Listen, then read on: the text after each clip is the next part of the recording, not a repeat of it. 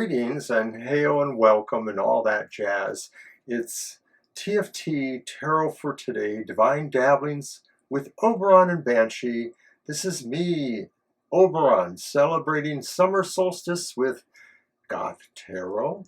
And of course, it's a different kind of reading today. It's not going to be our regular reading. I'm going to do something a little bit different in honor of the summer solstice. We're basically going to kind of work with a small card ritual from the Tarot Rituals book. I have a number of works I'm working with. I'm probably going to just provide the whole bibliography at the end, but it's not so much a ritual. It's a reading that has some ritual and maybe meditation aspects to it, but I wouldn't say that it's a ritual. It's a reading. So we're going to do this by having some invocations to the gods of ancient Egypt, as if you couldn't tell by our set design there. And we will then read the cards, and we're going to do a reading where we will look at the light aspects, the dark aspects, and the shadow aspects, and what they mean. Hail, Thoth, architect of truth, give us words of power before gods and goddesses, and creatures of light, and messengers of heaven. Grant us unity of heart, mind, and spirit. We are light entering unto fire and shining through darkness. Grandfather Thoth, wise wizard and sage, sacred scribe, and illumined communicator, bestow upon us your gift of enlightened heart and mind, so that we may see, think, hear, speak, and act from the center of truth, wisdom, and love. And so, as I said, we are here to celebrate the summer solstice, and in many traditions, the idea that the sun reaches its highest point of power is here, only to begin its descent back into the dark.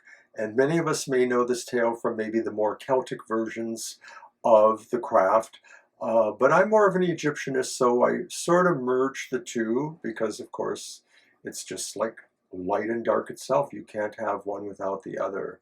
So I want everybody to remember that as the sun begins its journey into the night, we are now at this time of solstice asking for the hidden knowledge that we can find through scribes and tarot cards and things like that, to give us a better idea of what the knowledge that our light, dark, and shadow selves all contain. So, invocation.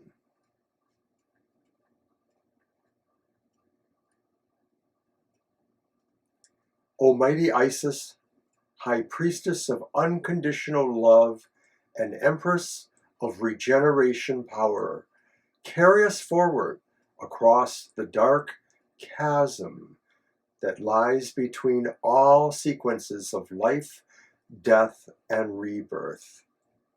Help us know that we need not fear the end.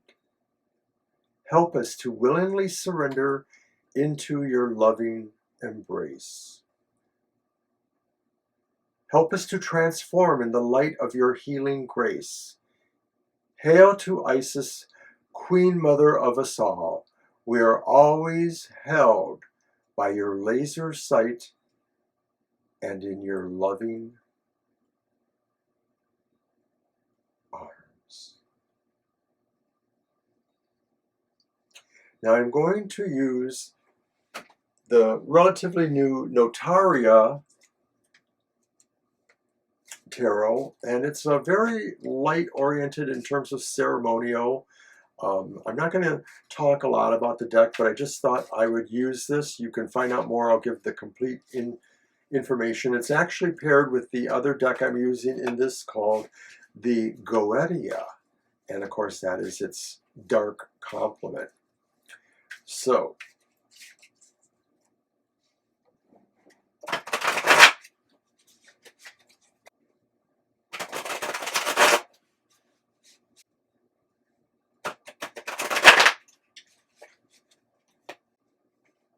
the first card. What is your best self, or what is the best aspect of yourself?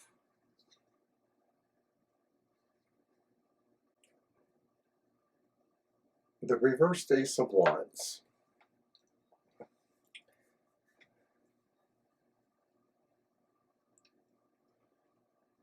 Your best aspect of self is not needing to stand out, not needing to proclaim your challenges, your courage, your victory, not needing to be the bright, shining light or lightning rod. So you're not looking for fame and fortune. You're not necessarily looking for fame and glory.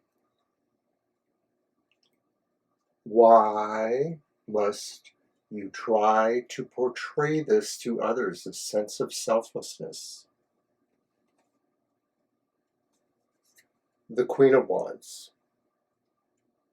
She's upright. Well, the Queen of Wands.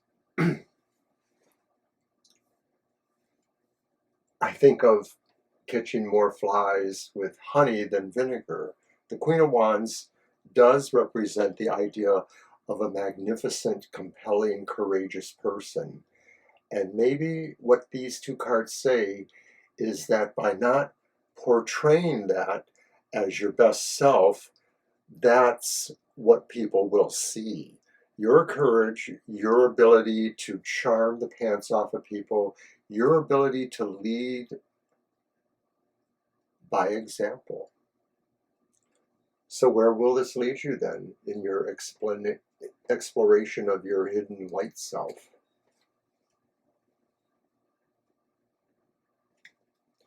To your wish, the Nine of Cups, to your dream, to your desire. If you utilize these light aspects of your hidden self, not seeking fame and glory, but let others see that on their own, this can lead to you really achieving your dream goal, because others will not really stand in your way. Others will maybe go out of their way to help you.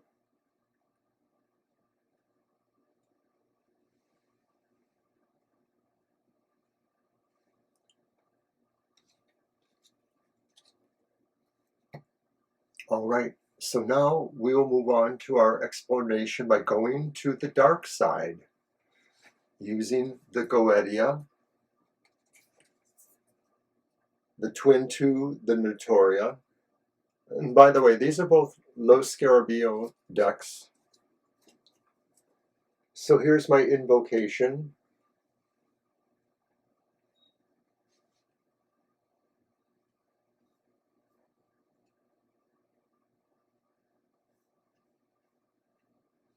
Osiris, great god of death and rebirth, our bodies shake.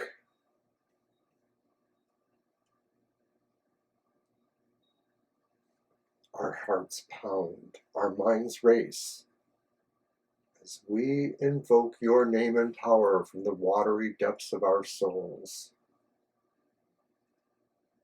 You who hold the knowledge of what must die in order for us to truly live, may we stand in the presence of your wisdom. What new life moves through our veins? What greening within our hearts is ready to burst forth as we awaken in Kepler's dream? And so to do that, we must maybe confront some of those darker aspects of ourselves, things that deal with perhaps our egos or needs that we can't really explain or talk about. So let's take a look at that with the Goetia.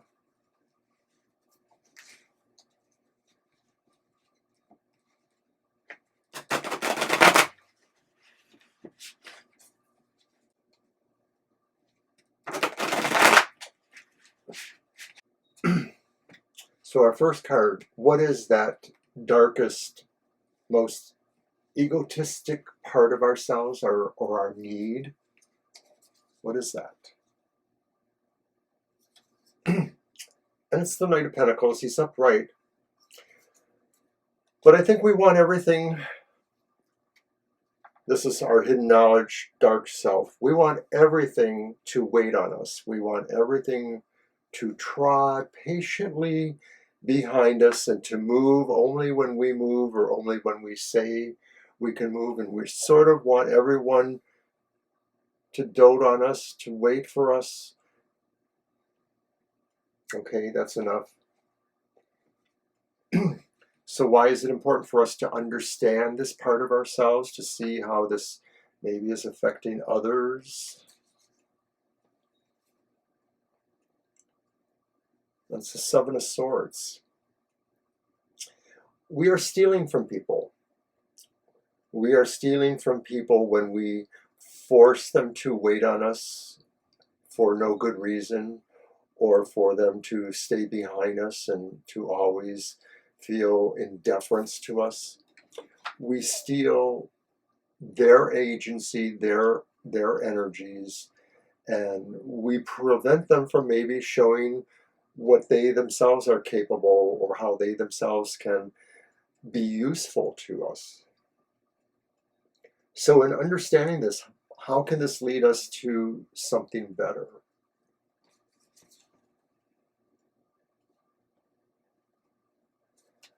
And it's the reversed Nine of Swords.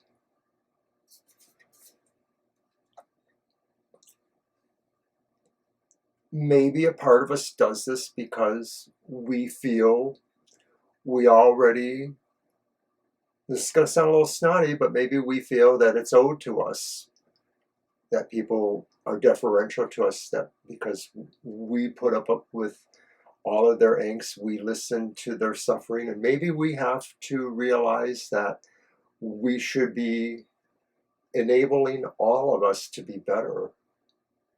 When I look at that reversed Nine of Swords, and I think about this idea, I think that this is liberating if we can get around this idea that we have been holding others back and not letting others share with us, and that we can make everyone be a winner by understanding that and trying to change that. So that was the hidden dark part of ourselves. How you like that? And now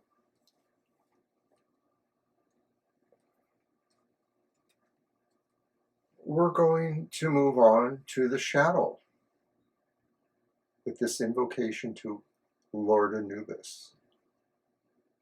Hail to Anubis, the shaman priest, the original wolf spirit from the blue star, and the walker between worlds. No longer an outcast, you emerge from the shadows to claim your honorable birthright. You merge the dark and the light. Your longing will lead to the healing of all our hearts and create peace in this world. You are the master lawyer who navigates the peace between ego, spirit, and soul.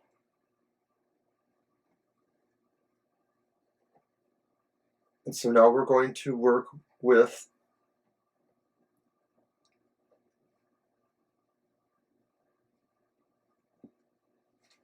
the Thoth Millennium deck. It's a reproduction of the Aleister Crowley Thoth deck.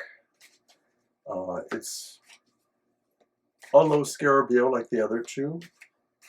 It's a reproduction, but it's done in a more modern coloring and maybe somewhat different artwork, but it is literally the same deck. For a couple of years, I have been using it on my Thoughts from Thoth Thursday, but I recently used a different oracle for Thursdays, and so that freed up this deck, and I thought the Thoth deck is a really wise deck, you know, coming from Aleister Crowley, of course.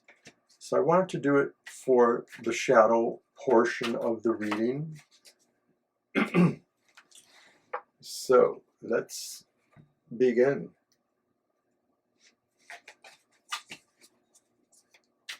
And of course, this part, your hidden shadow self, is mostly about one key aspect. Card 1. Your secret knowledge, your secret power or gift. What are they? Or how are they being used?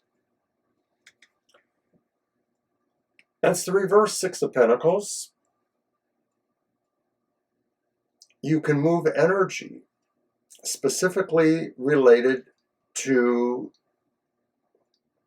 giving, to materialistic needs. So maybe you're able to help people focus on their material needs.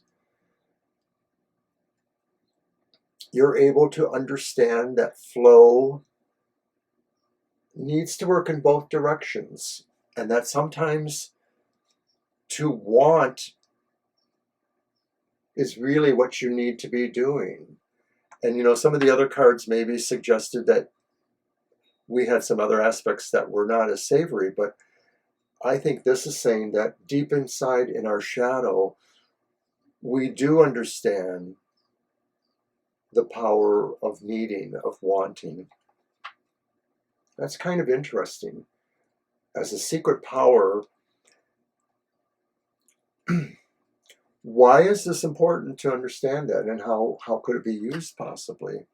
That's another reverse card. It's the reverse Ten of Wands, and clearly that's saying is that we can release burdens, we can help others release burdens, we can help people understand why they are burdened or how their burdens can be transformed, especially through understanding ourselves and our own power of needing.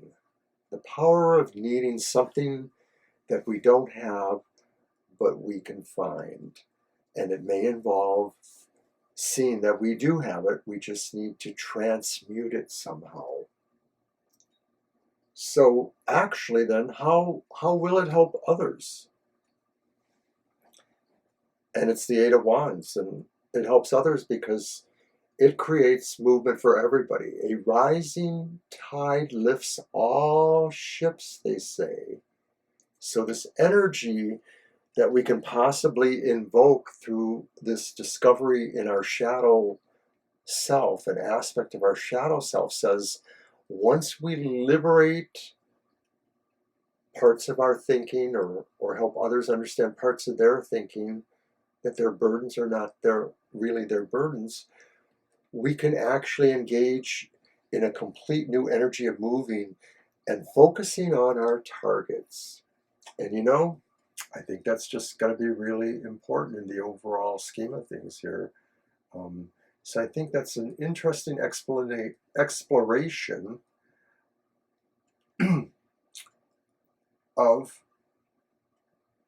the light and shadow and dark selves in relationship to the solstice, which I was prompted to do this because I just felt this was something interesting to do around the solstice time. And I actually found most of the resources and materials I used in my own library, so I didn't have to go anywhere for anything. And I want to go back to the moment of maybe the more traditional idea of the solstice, and I'm going to just end things a little bit by the following three little poems or invocations.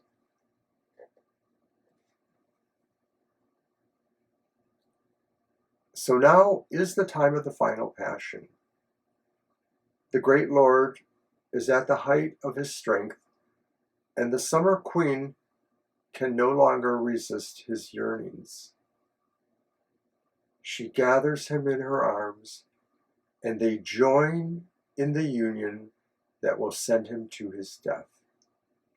The strength of summer begins the depths of winter.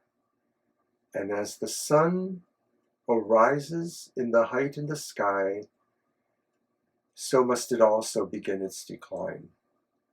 And that's really what the solstice is. And I found some amount of resonance to looking at the summer solstice that many of us may celebrate in that meaning, but also with the idea of the Egyptian deities and how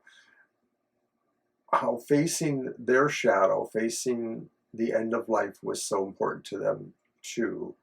And so I'm going to also use this invocation. Great shining king of the sky, brilliant flame who drives our beating hearts, glory and honor to you, Amun-Ra. You have been challenged on all fronts as you passed through the dark night of the soul. Threatened by the dark serpent, Apophis, who wished to devour you and extinguish your life-giving light.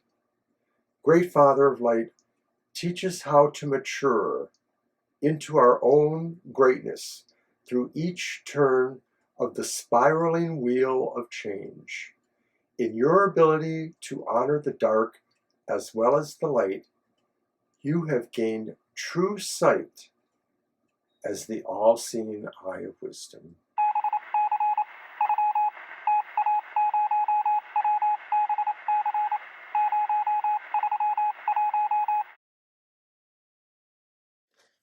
I am Phoenix, the Firebird. Phoenix, everlasting. I am Phoenix, immortal, eternal, undying. I live in Arabia. I'm as large as Eagle. an eagle. My feathers are scarlet, purple, Scarlet. There is but one. one. Phoenix. There have never been more. I am my own daughter, mother, grandmother, great-granddaughter. I was my own midwife. Will be my grave digger. For each time I discover I'm becoming old, I gather up twigs of sweet-smelling spices and build a nest on the top of a palm. I climb inside. Then I wait for noon. And when the sun's hot as fire, I flap my wings till the twigs burst beneath me into burst, flames, which I fan with my wings, and fan till the fire and I are no more. 8 days pass. The ashes cool. Then on the 9th day, in the morning, at dawn, just as the sun rises in the east, I rise from the ashes and fly upward. A new Phoenix. My own mother, daughter, granddaughter, great-granddaughter, and on and on until the end of time. And so that's what I have for the summer solstice episode of Goth Tarot. And I hope you got something out of it. I want to thank everybody for checking it out. And I hope that reading had some significance too. I thought it was pretty interesting, pretty right. You know, I worked with the cards a little bit before I did this reading, and I was actually amazed at how well they fit this style of reading. So until next week, we will see you again, and happy summer solstice.